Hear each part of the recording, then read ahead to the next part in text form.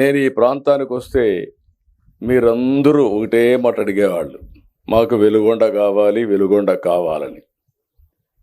నేను ఆ రోజు మిమ్మల్ని అడిగాను, వెలుగొండ ఎట్లొస్తుంది, నీళ్ళు ఎక్కడున్నాయి, మనకు లేవు కదా, లేనప్పుడు ఎట్లొస్తుందంటే మీరు ఒక మాట చెప్పారు, 5 సంవత్సరాల్లో ఎప్పుడైనా వరద వస్తే ఆ 1 సంవత్సరం నీళ్లు మాకు మళ్ళీ ఇచ్చండి, 4 ఏళ్లు మేము బతకతాం, లేకపోతే ఈ ప్రాంతంలో బతకలేమని మీరు అడిగితే ఆ మాట చెప్పంగానే నా మనసు కలిచివేసింది. అందుకే ఆ రోజే నిర్ణయం చేశా. 96లో ఆ రోజు మార్చి 26వ తారీఖు అనుకుంటా నేను ఫౌండేషన్ వేసా. అక్కడి నుంచి కొన్ని పనులు కూడా చేశానని చెప్తాను. అదే సమయంలో ఈరోజు మీరు ఆలోచిస్తే ప్రాజెక్టుకి 10,580 కోట్లు ఖర్చు అవుతుంది ఇప్పుడు లెక్కల ప్రకారం. ఇప్పటికే 6,736 కోట్లు మనం ఖర్చు పెట్టాం. ఇంకా 3,844 కోట్లు ఖర్చు పెట్టాలి. నిన్న మొన్నే మనం 759 కోట్లు ఖర్చు పెట్టాం. ఈరోజు 900 కోట్లు రైతులకు, పేదవాళ్ళకి పునరావాసం చేయడానికి, R&R ఇవ్వడానికి శాంక్షన్ చేయడమే కాకుండా ఒకేసారి 300 కోట్లు ఈరోజు రిలీజ్ చేస్తున్నాం. సాయంత్రానికి మీ బ్యాంక్ అకౌంట్కి వస్తుంది. అకౌంట్కి వెళ్ళిపోయిందా? ఓకే. ఈరోజు రేపు RBI హాలిడే అంట. డబ్బులు మీ అకౌంట్కి రిలీజ్ చేశాం. సోమవారం మీరు వెళ్ళి మీ అకౌంట్లో డబ్బులు తీసుకునే అవకాశం కూడా ఉంటుంది. ఉండడం కాదు, 100% మీ అకౌంట్లో సోమవారం డబ్బులు ఉంటుంది. దాన్ని బట్టి మీరు ప్లాన్ చేసుకోవచ్చు. ఈరోజు మనం చూస్తే చాలా ఆర్థిక ఇబ్బందులు ఉన్నాయి. రాష్ట్రం విధ్వంసం అయింది. రాష్ట్రం యొక్క మొరేల్ ఆఫీసర్స్ పనిచేయడానికి కూడా ఇష్టపడే పనిచేసి లేరు. ఎక్కడ చూసినా లా అండ్ ఆర్డర్ అయితే అధపాతాళానికి పోయింది. నాకే ఆశ్చర్యం వేస్తుంది. నేను చాలా సవాళ్లు చూశాను. ఒకప్పుడు తీవ్రవాదులు, నా కోసం నేను చేయలే, ఈ రాష్ట్రం కోసం ఆలోచించా. ఆ రోజు హైదరాబాద్ చుట్టుపక్కల వచ్చేస్తే అభివృద్ధి ఆగిపోతుందని నేను ఆ రోజు నక్సలిజం అనేది కరెక్ట్ కాదని గట్టిగా చెప్పి పోరాడాను. కడాన నా ప్రాణం మీదకి వస్తే కూడా లెక్క పెట్టుకోవాలా. మీరు ఆ విషయం గుర్తుపెట్టుకోవాలి. సాక్షాత్తు వెంకటేశ్వర స్వామి 23 క్లేమోర్ మైన్స్ నా మీద బ్లాస్ట్ చేస్తే నన్ను కాపాడి ప్రాణ భిక్ష పెట్టింది వెంకటేశ్వర స్వామి పెట్టాడు. ఆ విధంగా బయటపడ్డాను. ఈరోజు ఆ సమస్య పరిష్కారం అయింది. 1924లో లా అండ్ ఆర్డర్ మొత్తం విచ్ఛిన్నం అయిపోయింది.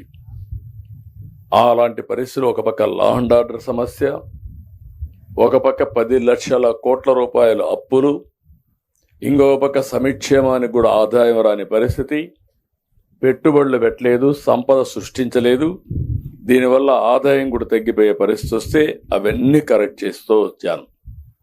మీకు అందరికి ఒక మాట చెప్పాను, ఎన్ని కష్టాలున్నా సంక్షేమం, అభివృద్ధి, సుపరిపాలన ద్వారా మీకు న్యాయం చేస్తానని చెప్పి దానికి కట్టుబడి ఈ 2 ఏళ్లు పనిచేసాం. 3,844 కోట్ల రూపాయలు ఈరోజు మనం ఖర్చు పెట్టాలి.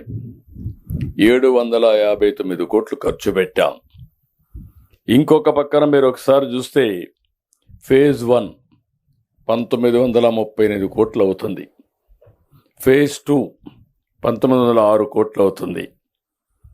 ఈరోజు నేను వచ్చింది కూడా ఇప్పుడు 2వ వచ్చాను. మా రామానాయుడు అయితే ఇక్కడే ఉంటాడు. ఒకసారి అనుకుంటే ఇంకా ఎనిక్కిపోడు. మొన్న మీరు చూశారు, పుట్టినరోజు కూడా ఇక్కడే చేసుకున్నాడు. ఆ యొక్క టన్నల్లోకి వెళ్ళాడు. అక్కడ భయంకరమైన పరిస్థితులున్నా అక్కడే ఉండి నాయకత్వాన్ని ఇచ్చిన నాయకుడు నిమ్మల రామానాయుడు గారు. ఇది కానీ మనం చేయగలిగితే ఇప్పుడు ఏమవుతుందంటే దీని మీద మళ్ళీ నెక్స్ట్ ఇయర్కి 2027కి మిగిలిన వర్కులు కూడా పూర్తి చేస్తాం. ఇక్కడ మీరు ఒక విషయం గుర్తుపెట్టుకోవాల్సింది ఏంటంటే ఇలాంటి సందర్భంలో నేను మిమ్మల్ని అందరినీ ఒకటే కోరుతున్నా, ఎవరైతే ఈరోజు త్యాగాలు చేశారో మీ త్యాగాలు ఊరికే పోవు. దానివల్ల ఈ ప్రాంతం అభివృద్ధి అవుతుంది. మీ జీవితాలు కూడా అందరితో సమానంగా అందరికంటే మెరుగ్గా ఉంటాయని మీ అందరికి హామీ ఇస్తున్నా. అందుకని ఈరోజు మాత్రం 2351 మంది నిర్వాసితుల కుటుంబాలకు 300 కోట్ల రూపాయలు జమ చేస్తున్నాం. కలనూతల, సుంకేసుల, చింతల ముడిపి, గుడుంచెర్ల, కాటంరాజు తాండా, సాయిరాం నగర్, మెట్టిగొంది, బసవాయపల్లి, లక్ష్మీపురం, అక్క చెరువు, గొట్టెపాడు మొత్తం 1100 గ్రామాల నిర్వాసితులకి మీ అకౌంట్లో డబ్బులు వేస్తున్నామని మీ అందరికి హామీ ఇస్తున్నా. అదే మరిగా మీ అందరికి చూస్తే ఇక్కడి నుంచి వెళ్ళే వాళ్ళందరికీ ఇడుపూరు 1, ఇడుపూరు 2, గోగుల దిన్నె, తొక్కపల్లి, దేవరాజుగట్టు, ఒండుట్ల, వేములకోట్ల పునరావాసం కల్పిస్తున్నాం. ఇప్పుడే కలెక్టర్ గారు చెప్తున్నారు, కలెక్టరేట్ పక్కన మీకు ఇచ్చిన జాగాలో ఈరోజు కలెక్టరేట్ వస్తూ ఉంది. మీరు అవి ఒక కాలనీ అంటే ఇది అరుదైన అనుభవం. మీరెవరు కూడా ఊహించుండరు. ఓసారి కలెక్టరేట్ వస్తుందని, జిల్లా కేంద్రం అవుతుందని మీరు ఊహించలేదు. మీకు అన్యాయం జరిగింది. జరిగిన అన్యాయాన్ని న్యాయం చేస్తానని చెప్పి ప్రత్యేకంగా మార్కాపురికి ఒక ప్రత్యేక జిల్లా ఇచ్చాం. ఆఫీసు లేదు. ఇప్పుడు ఆఫీసు మీకు ఇచ్చిన పునరావాస కేంద్రంలోనే మీ కాలనీలో జిల్లా కలెక్టరేట్ వస్తా ఉందంటే అది ఒక టౌన్షిప్ డెవలప్ అయ్యే అవకాశం వస్తుంది. భవిష్యత్తులో మీరు గుర్తుపెట్టుకోవాలి, ఒక ఆదర్శ కాలనీగా మీకు వచ్చే పరిస్థితి వస్తుంది. ఇంకొక పక్కన ఇప్పటికే ఇడుపూరులో 1లో కానీ ఇడుపూరులో 2లో కానీ గోగుల దిన్నె, తొక్కపల్లి రోడ్లు, డ్రైనేజ్, డ్రింకింగ్ వాటర్, విద్యుత్ అన్నీ కూడా పూర్తి చేశాం. మీరు ఒక విషయం మీరు గుర్తుపెట్టుకోవాలి, మీ త్యాగం 4,47,000 ఎకరాలకు నీరు లభిస్తుంది. పారిశ్రామిక అవసరాలకు నీళ్లు వస్తుంది. 1,657 గ్రామాలతో సహా 23 లక్షల మందికి మీ పేరు చెప్పి నీళ్లు తాగే పరిస్థితి వస్తుందంటే అది మీకు ఒక తృప్తి. అందుకే 43.50 టీఎంసీ నీళ్లు ఇక్కడ తీసుకొస్తాం. పోల సుబ్బయ్య వెలుగొండ ప్రాజెక్టులో నల్లమల సాగర్ మీరు చూస్తే ఇక్కడి నుంచి నాకు ఇప్పుడు కూడా చూసి వచ్చాను, శ్రీశైలం కూడా చూసి వచ్చాను. ఇంకా వర్షాలు పడలేదు. ఈసారి ఎల్లో ఫ్యాక్టరీ కూడా ఉంది. కానీ ఎప్పుడు నీళ్ళు వస్తాయో జూలై 31 కంతా పనులన్నీ పూర్తి చేసి మళ్ళీ చెప్తున్నా, ఫేజ్ 1 ఎట్టి పరిస్థితుల్లో కూడా నీళ్లు తీసుకొచ్చి మీలో ఒక నమ్మకాన్ని కల్పించడానికి అన్ని విధాలా పనిచేస్తాం. ఇవి కూడా మీరు ఒకసారి చూస్తే తీగలేరు కాలువ 62,000 ఎకరాలు, గొట్టిపడియ కాలువ 9,500 ఎకరాలు, తూర్పు ప్రధాన కాలువ 3,70,000 ఎకరాలు, మొత్తం కలిస్తే 4,43,300 ఎకరాలు. ఇవి కాకుండా గుడ్ల బల్లేశ్వరం, రాళ్లవాగు రిజర్వాయర్ నుంచి ఒక 5,000 ఎకరాల నీళ్లు వస్తాయి. ఫేజ్ 1 నేను ముందే చెప్పాను, 1,19,000 ఎకరాలకు నీళ్లు, 4 లక్షల మందికి త్రాగునీరు. ఫేజ్ 2లో 3,28,300 ఎకరాలకు సాగునీరు, 11,25,000 మందికి త్రాగునీరు వచ్చే అవకాశం వస్తుంది. ఇది ఒక చరిత్ర. ఈరోజు నేను ఆ రోజు చెప్పడం కాదు, 98-96లో ఫౌండేషన్ వేశాను.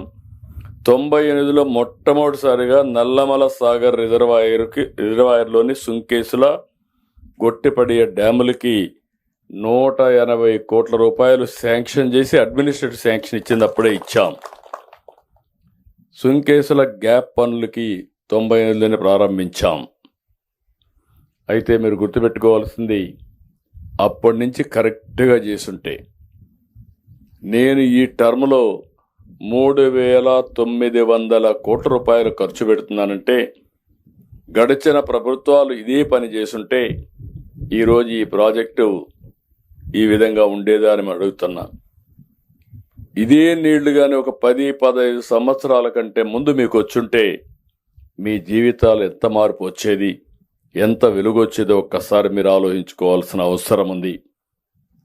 అందుకనే ఈరోజు ఇంకొక పక్కన మీరు చూస్తే నాకు ఆశ్చర్యం వేస్తుంది. ఎన్నికల ముందు ఆడిన డ్రామా, ఆ డ్రామానా మోసమా మీరే ఆలోచించుకోవాలి. మోసాలు చేయడంలో గొడ్డలి పార్టీ దిట్ట. వాళ్ళ పనే ఇదే పని. ఎక్కడ మనం కళ్ళు ఆరపకుండా అబద్ధాలు చెప్పేస్తారు, మనం ఆలోచించే లోపలనే మోసం జరిగిపోతుంది. ఈ మధ్య డిజిటల్ అరెస్ట్లని వస్తున్నాయి. మనం ఇంట్లో కూర్చొని పెట్టేసి మన మీద ఈడీ వస్తూ ఉంది, సిబిఐ వస్తూ ఉంది, నువ్వు 20 లక్షలు కట్టాలి, 50 లక్షలు కట్టాలంటే, కోట్లు కట్టాలంటే మాట్లాడకుండా సంతకాలు పెట్టేస్తున్నారు. వీళ్ళు అక్కడి నుంచి ఆ డబ్బులు పోయే లోపల, పోలీస్ స్టేషన్ పోయే లోపల 10 ట్రాన్సాక్షన్లు మారిపోతాయి. ఆ డబ్బులు పోతాయి. మళ్ళీ రికవర్ చేయాలంటే పోలీసులు కూడా చేతగావడం లేదు. అలాంటిది మీరు గుర్తుపెట్టుకోవాల్సింది. రాష్ట్రంలో ఈ గొడ్డలే పార్టీ చేసే వితండ వాదన ఇది ఒక ఎగ్జాంపుల్. నేను ఏం చేయాలో నాకు అర్థం కాలేదు. ఇప్పుడు నాకు అనిపిస్తుంది, అతను వేసినటువంటి ఆ రోజు ఫౌండేషన్ వేసి బోర్డు వేసుకున్నాడు. దాన్ని శాశ్వతంగా ఒక బ్రహ్మాండమైన ఇది కట్టి మ్యూజియంలో పెట్టి మోసాలు చేయడం అంటే ఈ మార్గ చేయడం కాదని ఒక రాజకీయ పార్టీకి బుద్ధి చెప్పాల్సిన అవసరం ఉంది మనందరిపైన. ఇంకొక పక్కన మీరు చూస్తే మొత్తం 2019-24 బడ్జెట్లో పెట్టింది 4,000 కోట్లు, ఖర్చు పెట్టింది 980 కోట్లు. ఈరోజు 900 కోట్ల పునరావాసంకే మీకు ఇస్తున్నాం. ప్రాజెక్టుకి ఇంకొక 3,000 కోట్లు ఖర్చు పెడుతున్నాం. ఏ పని చెయ్యలేదు, నిర్వాసులకు పరిహారం ఇవ్వలేదు, పునరావాసకాలు నిర్మించలేదు, సొరంగాల్లో తవ్విన మట్టిని కూడా తీయలేదు, లైనింగ్ పనులు పూర్తి కాలేదు, ఫీడర్ కాలువ పరిస్థితి అధ్వానంగా తయారైంది. అన్నింటికంటే టనల్ 2లో బోర్ ఇరక్కపోయింది, మెషిన్ ఇరక్కపోయింది. అది కూడా తీయకుండా ఇనాగరేట్ చేశారు. అంటే ఎంత భయంకరమైన పరిస్థితి మీరు గుర్తుపెట్టుకోవాలి. అప్పటికే ఇంకొక పక్కన చూస్తే నేను ఆ రోజు 19 ఎలక్షన్స్ కంటే ముందు 18.8 కిలోమీటర్లు టనల్ 1లో ఉంటే 16 కిలోమీటర్లు పూర్తి చేశాం. అంటే 2.8 కిలోమీటర్సే పెండింగ్ ఉంది. అప్పటికే కాంట్రాక్టులో కొన్ని విభేదాలు వచ్చాయి. అప్పటికే చేయకపోతే అందరిని పిలిపించి కోర్టు పోతే కూడా చెప్పి సమన్వయం చేసి పనులన్నీ కూడా ట్రాక్లో పెడితే అక్కడి నుంచి వీళ్ళు చేసిన పని చాలా దుర్మార్గంగా చేసే పరిస్థితికి వచ్చారు. ఏది ఏమైనా మీకు ఒక్కటే కోరుతున్నాం, ఈరోజు 7,225 మంది నిర్వాసితులున్నారు. ఒకరిద్దరు కాదు, ఇది ఒక పెద్ద నెంబర్. ప్రతి ఒక్కరి వెనకాన ఒక విషాద గాథ ఉంటుంది. ఏదో మీ ఊర్లో ఉన్నారు, తరతరాలుగా ఉన్నారు, 1 ఎకరా 2 ఎకరాలు 3 ఎకరాల భూమి ఉంది, ఒక గేదెలు 2 3 పట్టుకున్నారు, పిల్లల్ని చదివించుకొని బతుకుతున్నారు. అలాంటప్పుడు ఉన్న పళంగా మీరు వేరే ఊరికి పోవాలి. ఎంతున్నా వేరే ఊరు అన్నప్పుడు మీలో కూడా కొన్ని సందేహాలు ఉంటాయి. ఏంటి మనం పోవాలన్నా, ఇన్నేళ్లున్నాం అనే బాధ కూడా ఉంటుంది. అలాంటి సమయంలో ఈ ప్రాజెక్టు వల్ల దగ్గర కొన్ని లక్షల మంది 4-5 జిల్లాల్లో బాగుపడతారు. వాళ్ళు బాగుపడినప్పుడు ఆనందంగా ఉంటారు. కానీ నష్టపోయిన రైతాంగం కూడా ఆనందంగా ఉండేట్టుగా చేయడం ప్రభుత్వాల ప్రధాన బాధ్యత. నేను ఈ విషయం పదే చెప్తున్నా. మీరు ఒక్కసారి చూస్తే నేను హైదరాబాద్లో ఎయిర్పోర్ట్ కట్టా, 5,000 ఎకరాలు తీసుకున్నాను. 5,000 ఎకరాలు తీసుకొని వాళ్ళందరికీ చెప్పాను, లిబరల్గా కాంపన్సేషన్ ఇస్తా, మీరు పక్కనే భూములు కొనుక్కోండి, ఇక్కడ విమానాశ్రయం వస్తుంది, మీ భూములకు విలువ పెరుగుతుంది, మీ జీవితాలు బాగుపడతాయని చెప్తే నన్ను నమ్మి చేశారు. అందరూ కూడా కోటీశ్వరులు అయ్యారు. ఒకరు కాదు, మొత్తం ఆ చుట్టుపక్కల ఉన్న వాళ్ళందరూ ఎకరా ఉంటే ఇప్పుడు మొన్న ఒక ఆక్షన్ వేస్తే మామూలు డబ్బులు కాదు, అది 225 కోట్లకు పోయింది ఒక ఎకరా. అంటే అభివృద్ధి చేస్తేనే ఆదాయం వస్తుంది. ఈరోజు మనం ఇక్కడ ఉన్నాం, వెలుగొండ ప్రాజెక్ట్ వస్తానే ఈ 4 జిల్లాల భూములకు రెక్కలు వస్తాయి. ఆ విషయం మీరు గుర్తుపెట్టుకోవాల్సింది. విలువ పెరుగుతుంది, ఎందుకంటే నీళ్లు వచ్చినప్పుడు దాని విలువ పెరుగుతుంది. ఒక ఇండస్ట్రీ వస్తే దానివల్ల అదనంగా వస్తుంది. ఇలాంటివన్నీ కూడా మనకు వచ్చే పరిస్థితి వస్తుంది. ఇంతమంది ఉంటే, మీరు ఇంతమంది బాధపడితే 26 మందికి ఇచ్చినట్టు ఇచ్చి, ఇప్పుడే తమ్ముడు చెప్పినట్టు మీరు వచ్చి మీ బాధలు చెప్పుకోవాలంటే మీ కష్టాల్లో భాగం పంచుకోకుండా కనీసం నిర్మోహమాటంగా లాఠీ చార్జ్ చేయించి మీ మీద దౌర్జన్యాలు చేశారంటే ఎలాంటి విషయాల్లో మీరు గుర్తుపెట్టుకోవాల్సిన అవసరం ఉంది. ఇది ప్రజాప్రభుత్వం, మీ ప్రభుత్వం. ఏ ఒక్క వ్యక్తికి నష్టం జరగకుండా ఈ ప్రాజెక్ట్ను పూర్తి చేసే బాధ్యత నేను తీసుకుంటా. ఇది నా గ్యారంటీ, అది జరుగుతుంది. అందుకే నేను ఒక్కసారి మీరు ఆలోచిస్తే, మనం వచ్చినాక 140 కోట్లు పెండింగ్ బిల్లు కూడా పే చేశాం. అంటే ఎక్కడ కూడా పని కావాలంటే ఒక పద్ధతి ప్రకారం చేస్తేనే పనులు అవుతాయి. అయితే నేను ఒక ఆలోచన, ఈ జిల్లాకు ఒక ఇది ఇచ్చాం, మార్కాపూర్ జిల్లా ఇచ్చాం, 4 నియోజకవర్గాలే. ఒక బలహీన వర్గాలకు సంబంధించిన కలెక్టర్ ఇక్కడ వేసాం. ఆవిడ మీకంటే కరూరు జిల్లా, అనంతపురం జిల్లా నుంచి వచ్చింది కాబట్టి కరూరు జిల్లా పరిస్థితులు అర్థం చేసుకునే కలెక్టరు మీకు ఇచ్చానని చెప్పి కూడా నేను మీకు తెలియజేస్తున్నాను. One of the most beautiful collectorate కడతాం, మీ కాలనీ పక్కనే వస్తుంది. ఇంకొక పక్క నేను ఆలోచించింది, ఇవన్నీ చేయడమే కాకుండా మీ జీవితాలు బాగుపడాలంటే మామూలు పంటలు ఒకప్పుడు పొగాకు వేసుకునేవాళ్ళు, ఈ సంవత్సరం పొగాకు కూడా ఇబ్బందులు వచ్చేసాయి. ఒక పక్క వాళ్ళ సమస్యలు పరిష్కారం చేస్తూనే నేను ఆలోచించింది, ఈ ప్రాంతంలో హార్టికల్చర్ రావాలి, పండ్ల తోటలు రావాలి. ఈరోజు రాయలసీమ నుంచి పండ్ల తోటలు ప్రపంచం మొత్తం పంపిస్తున్నాం. నేను అందుకని మార్కాపూర్ జిల్లాను కూడా ఆ ప్రాజెక్టులో ఇంక్లూడ్ చేసి మొత్తం కలిసి 1,00,000 కోట్ల రూపాయలు ఖర్చు పెట్టబోతున్నాం. 40,000 కోట్ల రూపాయలు ప్రభుత్వం ఖర్చు పెడుతుంది, 60,000 కోట్ల రూపాయలు ప్రైవేట్ ఇన్వెస్ట్మెంట్ వస్తుంది. ఇప్పుడే తమ్ముడు చెప్పి అడిగినట్టు ఉద్యోగాలు, అగ్రో ఫుడ్ ప్రాసెసింగ్ వస్తాయి. వచ్చినప్పుడు మన పిల్లలకు ఉద్యోగాలు వస్తాయి. రైతులు ఎఫ్పిఓలు పెట్టుకుంటే మీరే కూరగాయలు కానీ పళ్ళు కానీ కలెక్ట్ చేసి అవన్నీ పంపించగలిగితే దానివల్ల మీ ఆదాయం పెరుగుతుంది. మీ ఊరు పక్కనే రామాయంపట్నం, one of the best airport వస్తూ ఉంది, అది కూడా గుర్తుపెట్టుకోవాలి మీరు. మంచి పోర్ట్ వస్తుంది, ఇక్కడి నుంచే ఎగుమతులు చేసుకునే అవకాశం వస్తుంది. అదే మరి రోడ్లన్నీ బ్రహ్మాండంగా వచ్చేసాయి, రైల్వే లైన్స్ కూడా ఆలోచిస్తున్నా. ఇవన్నీ వస్తే చాలా వరకు కనెక్టివిటీ పెరుగుతుంది. ఈ కనెక్టివిటీతో ఈ ప్రాంతానికి మంచి భవిష్యత్తు వస్తుంది. ఈ విషయం మీరు గుర్తుపెట్టుకోవాలి. నేనేదో మాటల్లో చెప్పడం కాదు. ఈరోజు సంక్షేమ కార్యక్రమాలన్నీ మొన్నే మీకు అన్నదాత సుఖీభవ కార్యక్రమంలో, అన్నదాత కార్యక్రమంలో అటు కేంద్రం ఇటు రాష్ట్రం డబ్బులు వేసాం. 20,000 ఇస్తా అన్నాం, 14,000 రాష్ట్ర ప్రభుత్వం, 6,000 కేంద్ర ప్రభుత్వం.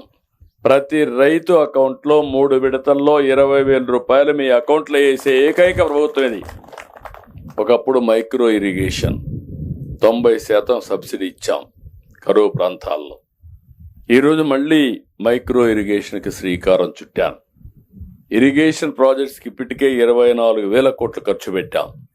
హంద్రీ నీవా 100 రోజుల్లోనే పూర్తి చేసి 3,000 కోట్ల రూపాయలు ఖర్చు పెట్టి కడాన చివరి ప్రాంతం కుప్పానికి కూడా నీళ్ళు ఇచ్చాం. కనీసం పోలవరం ప్రాజెక్టు మనందరికీ జీవనాడి, రాష్ట్రానికే ముఖ్యమైన ప్రాజెక్టు.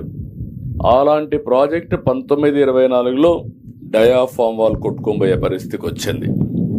దీనివల్ల మళ్ళా మనకు 440 కోట్ల రూపాయలతో ఖర్చు పెట్టి పూర్తి చేసిన ప్రాజెక్టు అదనంగా 1000 కోట్లు పెట్టి ప్యారలల్గా చేసే పరిస్థితికి వచ్చాం.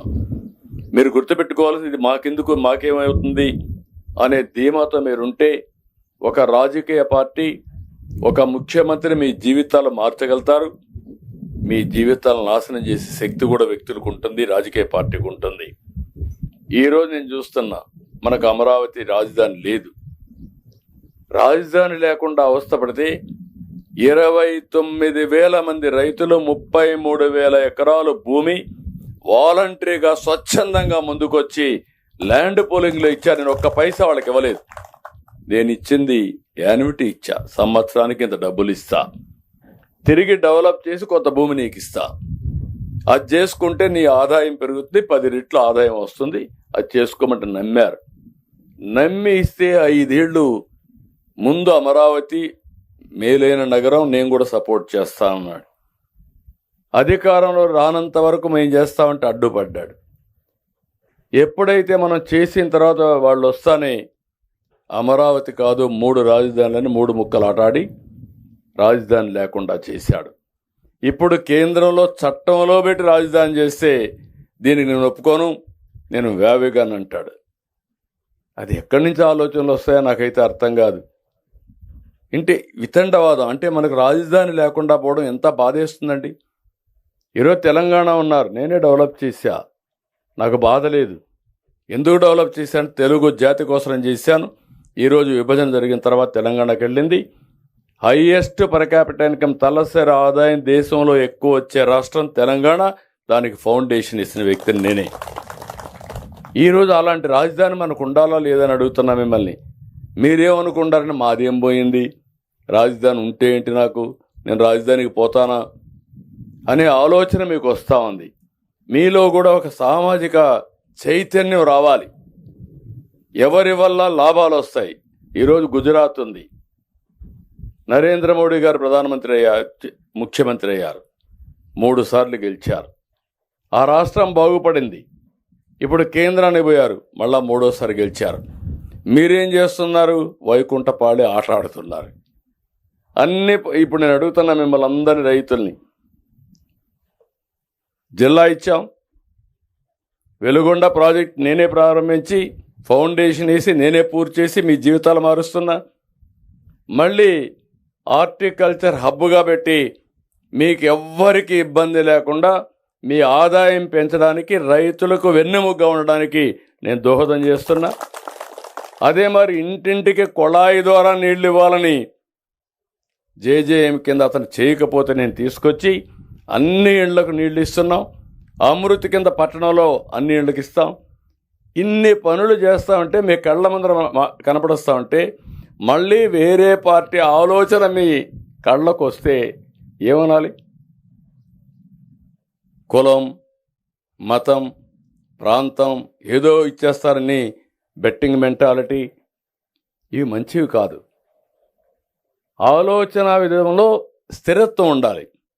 మంచి చెడులు విశ్లేషణ చేసే శక్తి మనుషులకు ఉంది. అన్ని మంచి జరిగిన నాకు ఏదొచ్చినా కూడా మళ్ళా మా కులవాడు కాబట్టి కులానికి వేద్దామంటే మనకు మంచి జరగదు. ఎప్పుడు కూడా నేను మార్కాపూర్ ఏరియాని చూసేవాడు, అది కూడా మీకు చెప్తాను, ఫ్రాంక్గా మాట్లాడేస్తున్న రైతులు ఇక్కడ ఉన్నారు. మార్కాపూర్ ఏరియాకు తెలుగుదేశం పార్టీ వచ్చే తర్వాతనే ఎన్ని పనులు జరగాలన్నా జరిగాయి. కానీ ఒకసారి ఓటేస్తారు, ఒకసారి ఓటేరు. మొన్న మాత్రం శ్రీకాకుళంలో ప్రారంభిస్తే మాకెక్కడ బ్రేక్ పడలా, అన్నీ గెలుచుకుంటూ వచ్చాం. బ్రేక్ ఫస్ట్ వచ్చే కొందికి దర్శిలో పడింది, సెకండ్ బ్రేక్ ఎర్రగొండపాలెం పడింది, మళ్ళీ బ్రేక్ రిలీజ్ అయ్యింది, మళ్ళీ సూపర్ స్పీడ్లో రాయలసీమ వరకు వెళ్ళాం, అక్కడ ఒక 7 సీట్లు పోయినాయి. అంటే ఇక్కడ ఎందుకు బ్రేక్ పడిందని అడుగుతున్నాను నేను. మనం అందరం కూడా గుర్తుపెట్టుకోవాల్సింది, ఇవన్నీ చేసిన నేనేంటంటే అందరికంటే 30 ఏళ్ల ముందు ఏం జరుగుతుందో దాన్ని ఆలోచిస్తూ ఉంటా. నిన్న మాకు ఏదైతే తుంగభద్ర డ్యామ్ గేట్లు కొట్టుకోబోయింది, నేనే మన మంత్రులు పంపించాను, రామానాయుడిని, కేశవ్ని పంపించాం. మన దగ్గరనే కన్నయ్య నాయుడు ఒక ఎక్స్పర్ట్, ఆయన్ని కూడా పంపించాం.